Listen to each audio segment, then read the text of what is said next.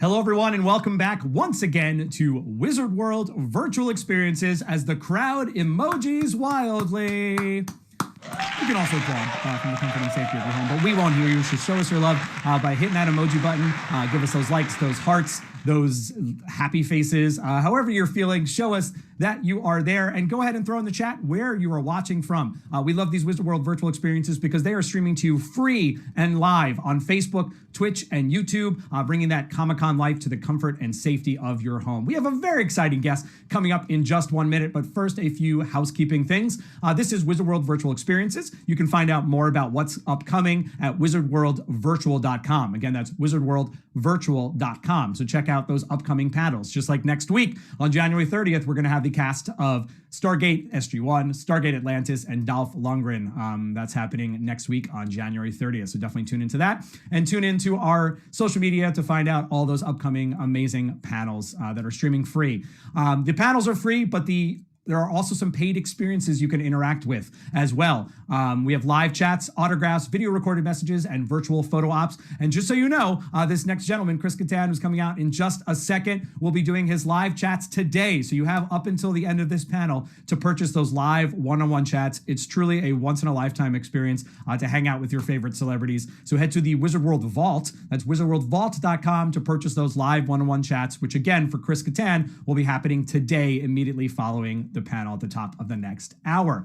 Go ahead and submit any questions that you have in the chat. We have fans tuning in already from all over the place, from Florida, Canada, California, Texas, New York, the Philippines, Wales is tuning in, Minnesota, Cleveland, Ohio, Boston, Massachusetts, and the UK are all tuning in. So again, we have fans watching from across the country and around the world, all here for Mr. Kattan.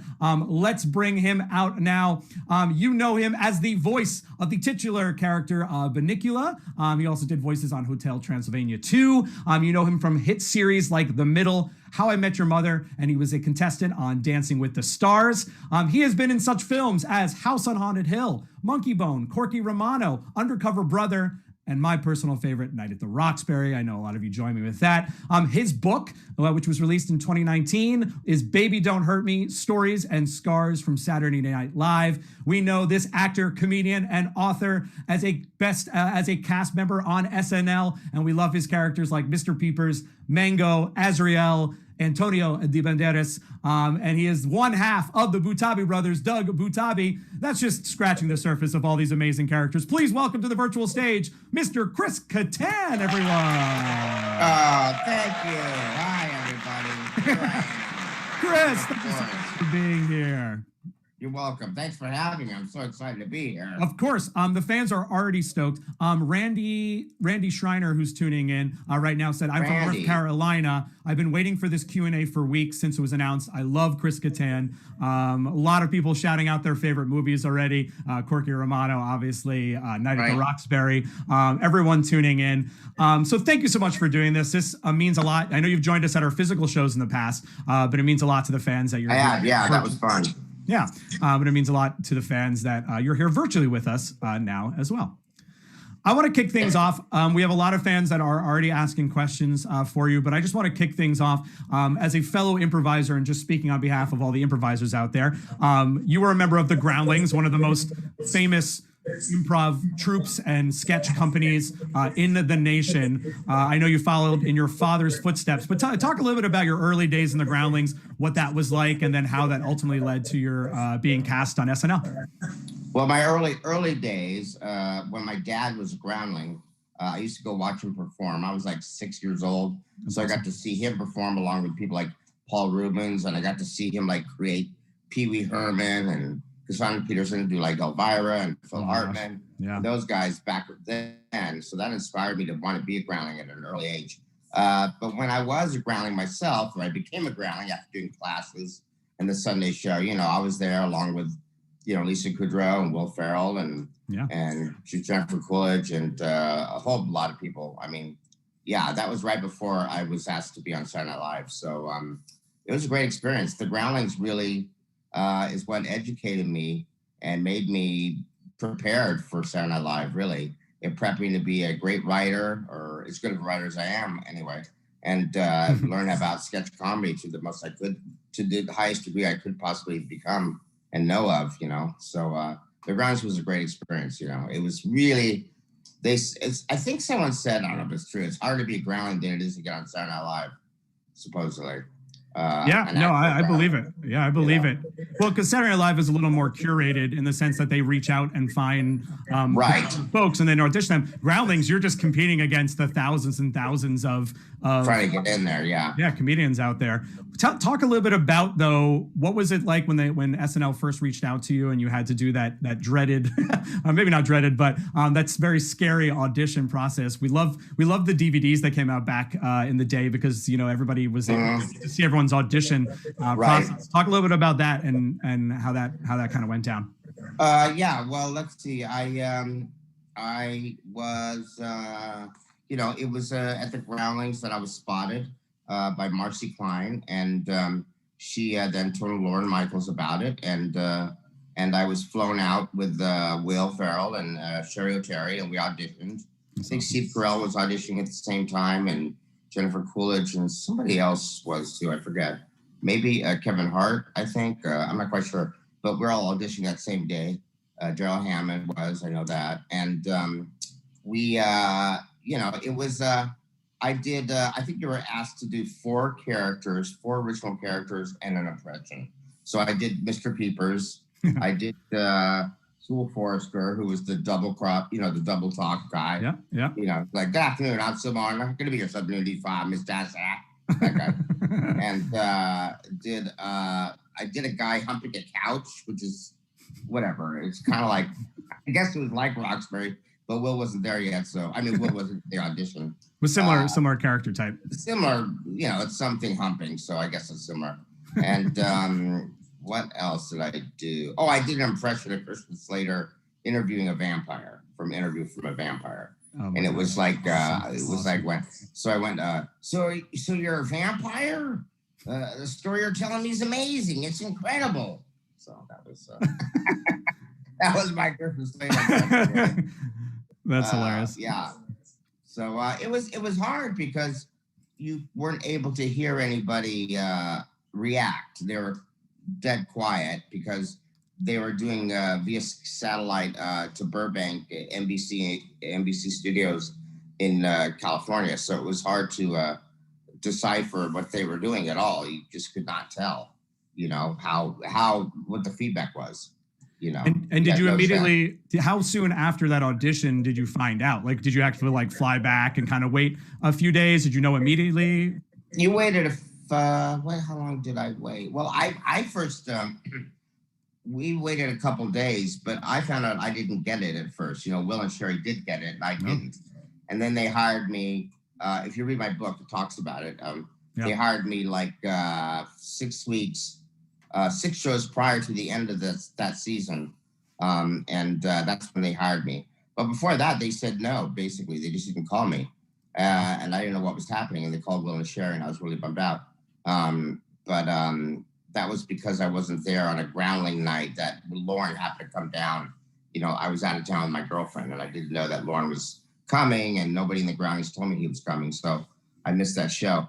But I think if I were to be asked to be on the show, I would have known a couple of days into that week, I think.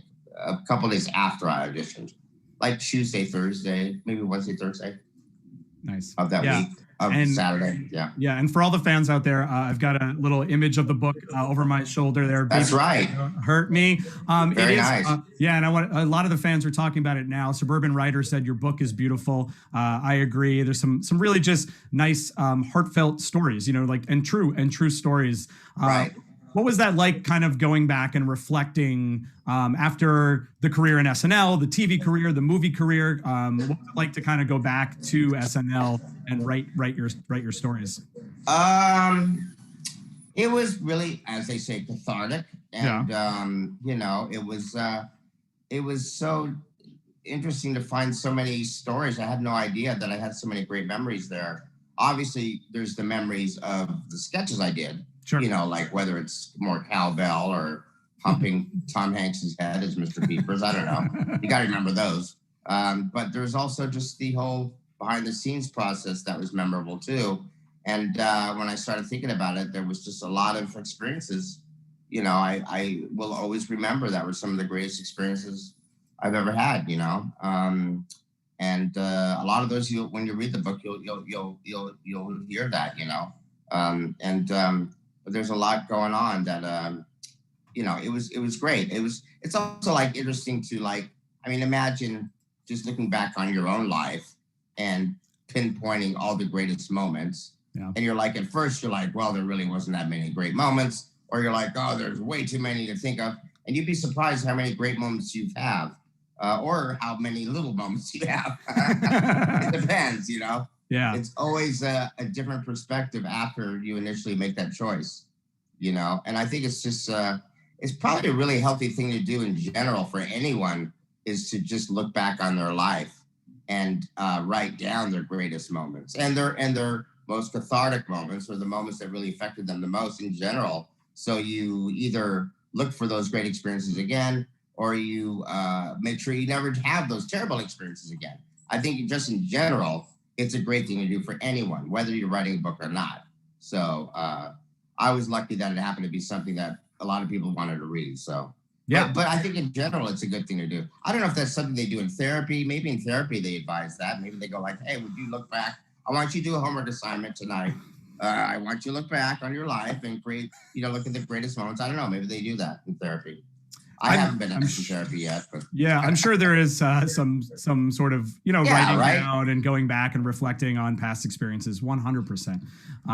You just did it in book form, and so I think it's right. Great. Exactly. Yeah. Well, and Chris Tyne, one of the fans watching, has an interesting question about the book. Did kind of reflecting back on your personal stories, whether they be super positive and good memories, or setbacks that you write about as well. Did that prepare you to handle life now, like where the industry is, kind of where we are globally in this pandemic? Chris Tyne's asking, sort of like, did that reflection influence your life, like now, handling everything? That's a huge question. I know.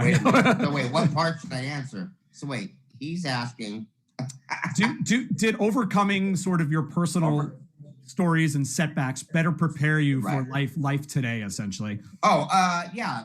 Yeah. Well, I kind of answered the same last question. Yes, it did. I mean, it does. It gives you preparation for the rest of your life, for sure. It also makes sure that you look back, and that's kind of the last chapter. It almost closes it and makes you realize that's a chapter in your life that you have to move on from, and now you can move on and go to the rest of your life, and make sure you either don't make those same mistakes and realize those setbacks, and how you can grow from them. It's very important. So I hope that answers the question. No, 100%. Yeah, exactly. Everybody has a setback. I mean, Chris Rock his career was like literally just disappeared after SNL. Yeah.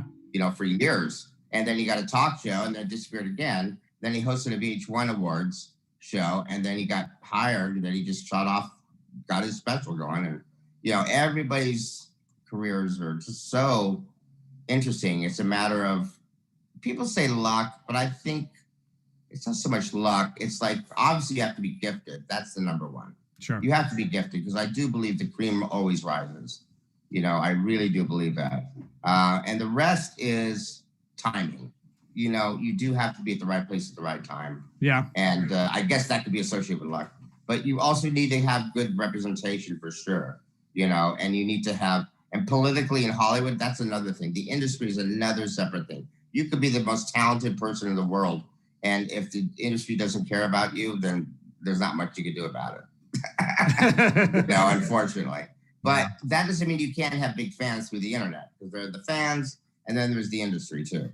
Well, that's a great segue, because you have a ton of fans, again, tuning in right now from around the world. I personally am one as well. You're a comedy icon in my eyes. It was, growing up, your cast of SNL was like my cast, right? You know what I mean?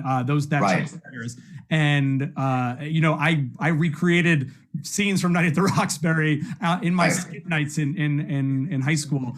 And, you know, a lot of the fans are saying, you know, Randy Schreiner says, I want you to know, as a father of 4 kids, I suffer from depression, but your movies and skits have helped me through some really dark times. Wow. That's so nice to know. Yeah. So just, so they're saying thank you as well. So that means a lot. Yeah. Yeah, a lot of fans tuning in with similar type things. It's helped us. It helps people get through some things. Comedy. Do you have any? Mr. Geek Me Out is asking about fan experiences as well. Do you have any? Mr. Geek Me Out. Mr. Geek Me Out is their handle. Yeah, Geek Me Out. Yeah, is asking about that specifically. Do you have any fan experiences that you remember throughout the years? Like interesting fans that have come up to you and said how much your work and your comedy has meant to them?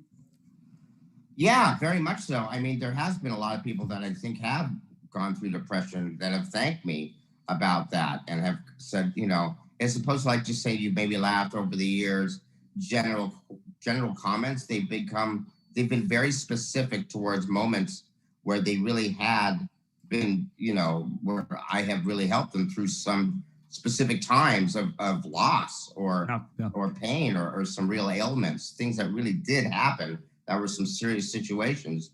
And they talk about that and they say like, God, I remember when you were doing this certain sketch and I was having a real issue with losing my son. Like, oh my God, like this is pretty heavy, you know? And it really was something important to this guy. And to make that difference through comedy is amazing. I do remember my dad always said like, when you're going to do when you do your work on SNL, it's really good idea to make them kind of have longevity and become timeless. Oh yeah. You know, oh, yeah. And I wanted to make sure my characters, because I always want to do characters. Mike Myers was a big influence. Yes. I saw that his characters had longevity. And, but you know, that to do characters or do comedy that has a life of its own, whether you're watching it from the 1920s or watching it from in the future, it's still going to work, you know, hopefully. And that it doesn't have something to do with something specific. That's why, even though, of course, I'm a fan of political humor, especially with what's going now. You know, I love what Donald Baldwin did with Tim, with Trump, and you know what's happening with Maya, and you know, and Kamala, and all that's going to happen. We'll see who's going to play Biden, but I guess it'll be. I guess Jim. I guess maybe Jim to start. I don't know, but yeah, it'll be interesting. Jim's not gonna. I think he's not doing it anymore. Oh, he's not coming back. Got it. But I think he wants to stay in Malibu and paint. I guess. I don't know. He doesn't need it, Biden. But he wants to. Yeah. Anyway, so but yeah. So I am a fan of political humor, but you know, it's not timeless. You know, I mean, I remember how big of a joke it was doing stuff about Al Gore or, you know, Bush. Even Bush, like, my God, Bush jokes now they don't fly at all. It's crazy. It's crazy. Even in politics, we don't remember what he did to this country, how crappy some of the choices he made. We forgot because Trump is so bad, but that's another story. Anyway, but I mean, like, just a lot of political humor. Like, remember Dan Quayle? I don't know if anyone remembers Dan Quayle jokes. I mean, that was the hottest thing at one point, making a Dan Quayle joke. Oh my gosh.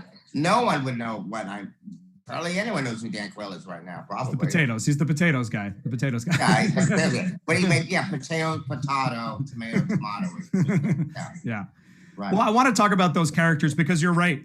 Creating timeless characters was, especially that whole cast of yours that you worked with, were really about that. And I think that's why those seasons of SNL were so good and they still last. Right. You know, my God. I mean, Mr. Peepers, you mentioned Mango, Antonio Banderas, the Butabi brothers. They still hold up. You still can go back and laugh at them. And I want to shout out to the fans that are all watching. We have people watching at 5 a.m. in Australia right now, too. Oh, my Lord. Wow. Put your favorite Chris Kattan SNL characters in the chat right now. I want to see who everyone votes for. But I want to ask you, Chris, because a lot of fans are asking. Lillian Gill and her husband are curious about your favorite character to play or to create from back then that you feel like is also like pretty timeless at this point. Well, I don't know if I loved watching the Roxbury guys sketch with Will, but I did love doing them because it was such a rush. Because if anyone knows about the SNL sets and how they're set up, you know, they're under the bleachers, they're in Studio 8H, and there's like usually one sketch is one set usually, but I happen to overwrite a lot, and that really kind of PO'd the set builders a little bit. But I would have like, well, the Roxbury guys sketches usually had 3 or 4 sets because we had to go, dance in this club and then dance at this wedding and then dance at this place and then dance there. So like 3 or 4 sketches or sets to perform in. So because of that, you'd have a videotape in between to watch for those at home. But while that videotape is playing, we'd be on the set, in the studio at NH, running from one set to the other, and in that time, it was such a rush from getting there, because this is live television, it's such a rush to be pulled by the assistant director. And it was just so cool. Her name was Jana? I think it was Jana. And she still works there. And she would pull us from one set to the other, and it was blasting, what is love, baby? And there was this panic, and the audience was like, boom, boom. It was just really cool. It was like being at a sports event or something. It's just really a rush. And it's the same rush that anyone else gets when they're doing a character and it's just killing, or doing stand-up and it's killing, as they say. It's a real rush, and that was the best part of it. I think it's more fun to watch the sketches itself. But except it's probably more fun watching the Blue Oyster Cult, the more Cowbell sketch, than it was being in it. Although that was great to be in it, but we had no idea it was going to be as funny as it was until we watched it. Yeah, had no idea. So many good characters coming through. Obviously, a lot of the ones we mentioned, but Soil Forrester, we forgot to mention. Right. The coach, everybody loves the Girl Scout cookies, and RIP to Mr. Larry King. I know, right? I just posted a picture of him. Oh, so sad.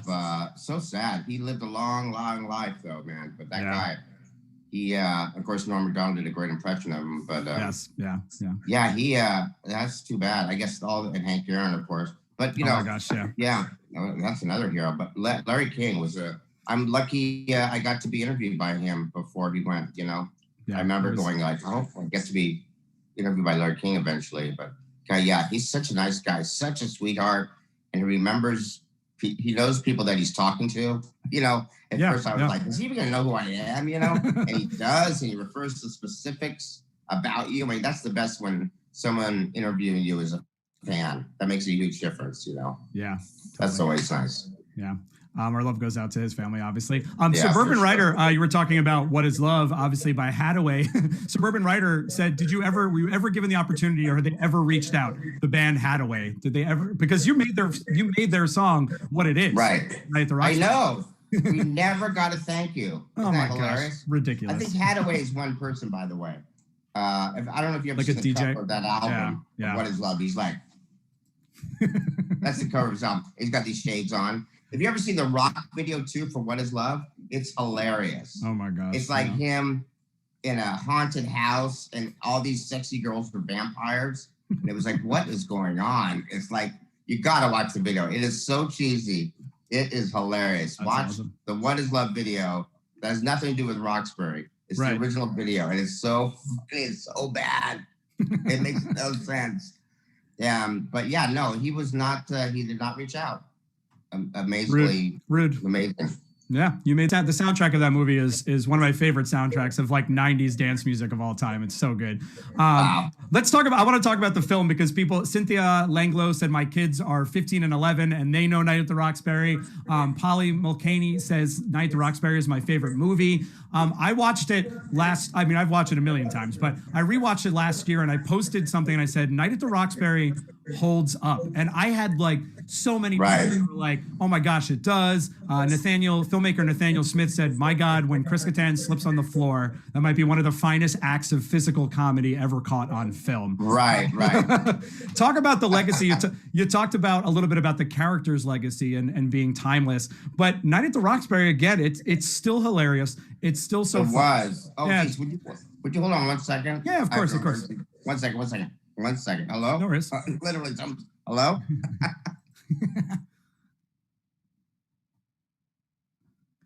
this is a good time to remind the fans, everybody, that while we're having this great Q&A right now, Chris will be having those one-on-one chats. You can purchase them at wizardworldvault.com. So head to the wizardworldvault.com to purchase those one-on-one chats. It's a once-in-a-lifetime experience, so it's a nice treat for yourself or your favorite loved one to purchase those one-on-one chats with Chris, which are happening immediately following this panel at the top of the next hour, 11 a.m. Pacific. And don't forget to head to the Wizard World Vault for those autographs, video recorded messages.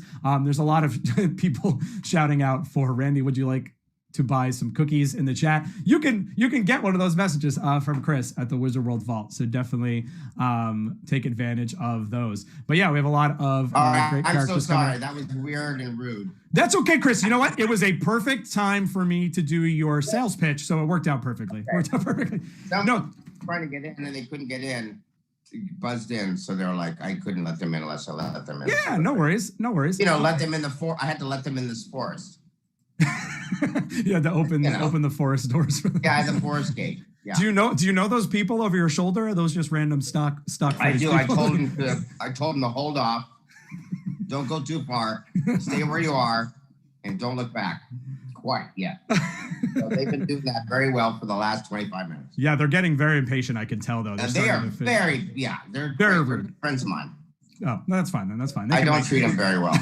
they can wait. They can wait. That. Yeah. No, we were just talking about the film and sort of the legacy of the film. It's it's one of the. Right. I think it's probably my favorite SNL character-based film of all the SNL films. But what is it? What does it feel like to know that it's still on TV? It's still getting shown. People are still showing their kids. What does that feel like? Part of that? Yeah.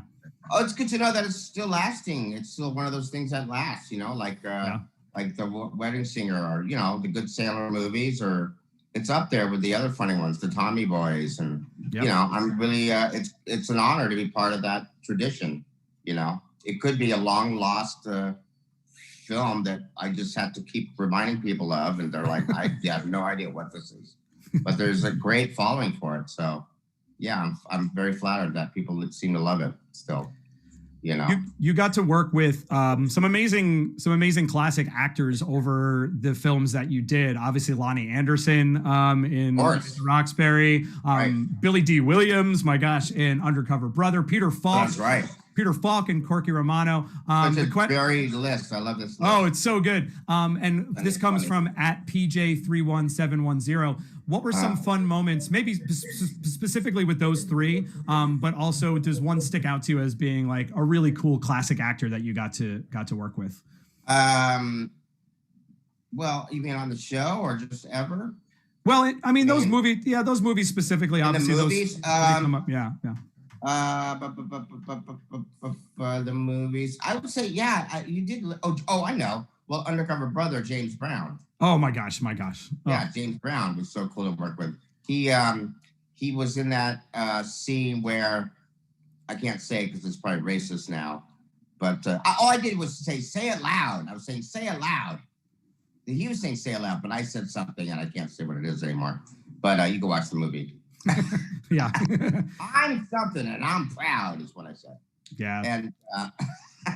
And anyway, so James Brown said that, and he had to do this take where he was doing the spin, and he only wanted to do it once, and he brought his lawyers. Apparently, he travels with his lawyers all the time, and which was funny. That's hilarious. The head of Universal was like, "Chris, he listens to you. Get him to do another spin." I was like, "Come on, James, give us another one." He goes, "All right," and then he did another spin. He goes, "That's it. That's enough."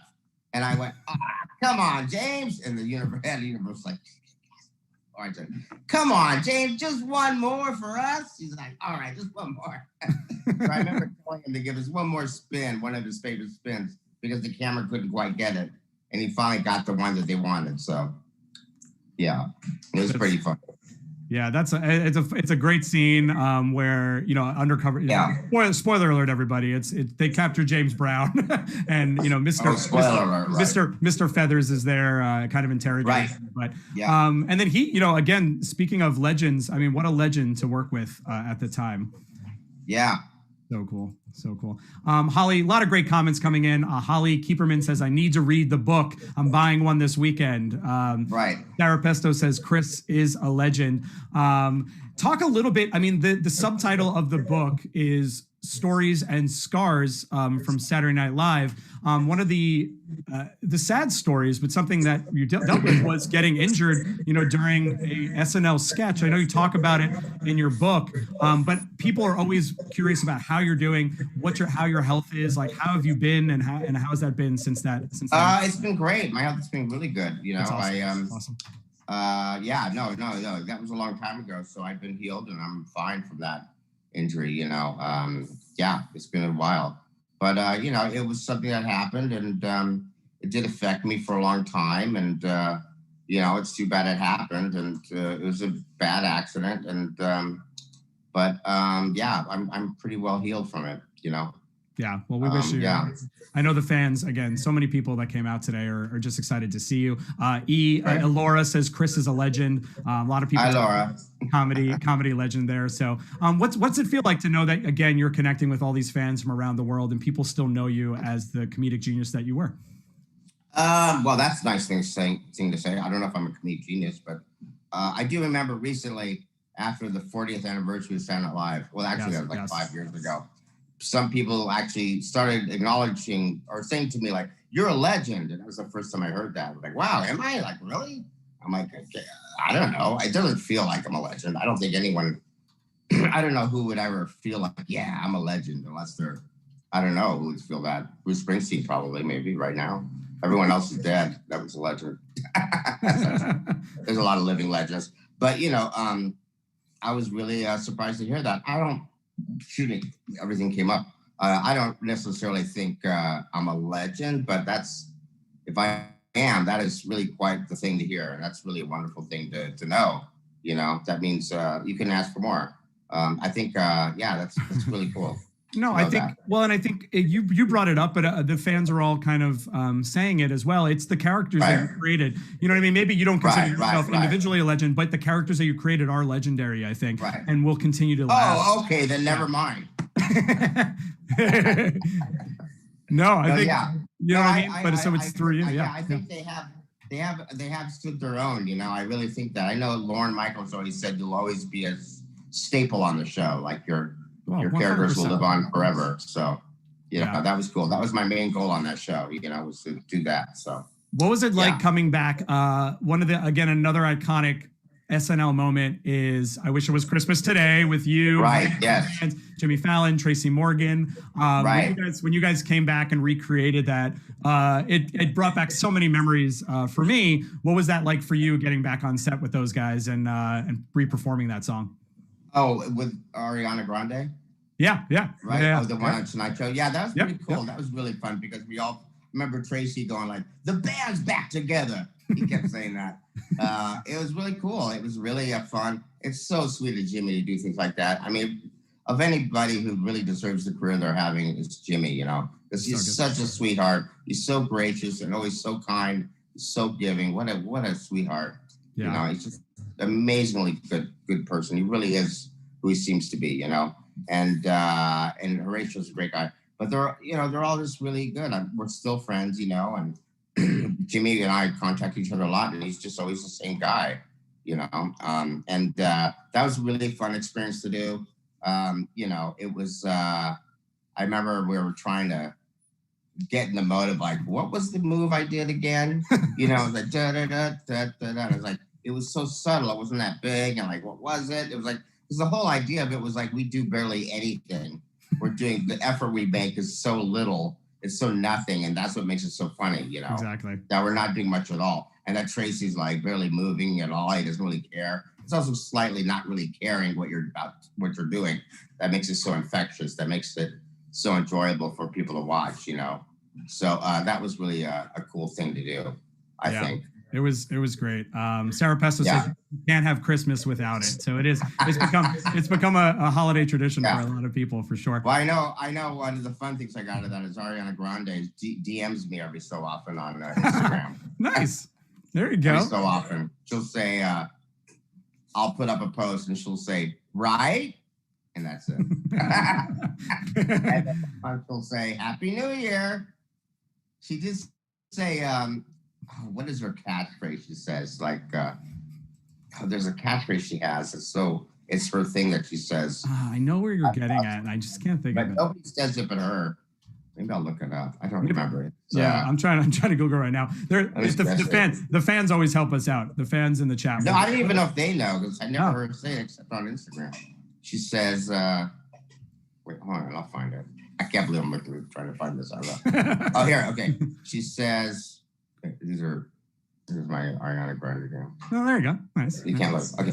So it says, she says, when it was Christmas time, she goes, Merry Christmas and stuff. That's her thing. That's her thing. Did she say that to everybody? No, I don't know. I don't interact with Ariana Grande. So say something, and whatever it is, and stuff. That's funny. That's hilarious. It's hilarious. Yeah. What you talked about Ariana Grande. Obviously, that was a more recent guest, but oh my gosh, the amount of guests, an amazing guests that you had as hosts back on your time on SNL. We talked about movies, but Becky Pearl is asking about your favorite person to work with as host on SNL. Does one particular person stand out to you as a memorable? I don't know. I already said Tom Hanks. I guess. I don't know. I thought Jim Carrey was great. You know, when he hosted. Yeah, he was just so over. He just had so much energy and such commitment. I thought that was pretty amazing. You know, I thought he was great for sure. Him and Tom are probably my personal favorite Roxbury sketch. You're right. Yeah, sure, yeah. They were great. Yeah, they were great. Randy Schreiner wants to know: do you still own Mango's shiny gold shorts? I don't. Apparently, they're at the Smithsonian, which is hard to believe, but they're there. I know, right? What are they there for? Like I said, iconic characters. I guess so, but it'd be funny just for anyone to go to the Smithsonian and say, "Oh yeah, of course the Mango shorts are here." So funny. Wolf Baby _ Seneca says, I'm immediately going to have a Chris Kattan movie marathon after this. And they want to know what's yours. If you had to pick, which one is your favorite that you like when people talk about? What would you say your favorite movie is iconically? I don't know. Everyone likes Roxbury. I like Undercover Brother. I think, good. You know, yeah. I think that's a funny one. You know, I recently saw House on a Hill with my girlfriend. And Cheyenne is her name. We watched Cheyenne Gordon at Cheyenne Gordon, by the way. At Shy Gordon is her handle, by the way. At Shy Gordon. Hi, and but she was so we like that a lot. House on a Hill. Some people that's a Robert Zemeckis. Joe, what's his name? Joel Silver produced it. Yeah. But that's a horror movie. But she really enjoyed that. So I don't know. I think those were both good. I love House on. Yeah, it was a remake, but it was a very good horror remake at the time. It was pretty good. Yeah. It's got some fun moments in it for sure. Yeah. There you go, Wolf Baby Seneca. Well, Chris, this has been great. Just to get a taste of your life and everything. We appreciate you for being here again. As a reminder to fans, just know that Chris is going to be at the top of the next hour. We're going to give him a nice little break. We'll be doing those live one-on-one chats, so you still have an opportunity to purchase those through the top of the hour and join Chris one-on-one. It's a once-in-a-lifetime experience. Also, video recorded messages and autographs. Chris, thank you so much for being here. Tell us a little bit about Real Cheese Eaters asking about comedy today and sort of what you're up to. Talk a little bit about, the fans and sort of any upcoming things we can see you in or what you've been up to lately, hobby-wise. Well, you can always follow what's going on Instagram. I have Facebook that's been revamped and I have a lot of projects coming up. A lot of things was on shutdown because of COVID. Everything is on hold. For sure. So I do have a number of projects, some TV show stuff, a movie I'm writing, and a couple of projects that are very close to happening and two or three of them should happen by this summer, maybe fall for sure. Awesome. You'll be seeing them. So and they're comedy. It's good stuff. So it's been a long time. So it'll be good to get them out there. I was going to say, we can't wait to have you back. Thank you. We appreciate you for being here. The book is Baby Don't Hurt Me, Stories and Scars from Saturday Night Live.